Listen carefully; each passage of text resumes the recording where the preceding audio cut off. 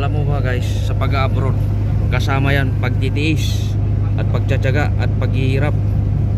Kasi yung kasabihan nga, pag may tiyaga, may nilaga. Kaya tingnan mo kaming mga OFW, kahit sobrang init, talagang pumapasok kami. Kasi ngayon talaga, grabing init dito sa Saudi Arabia.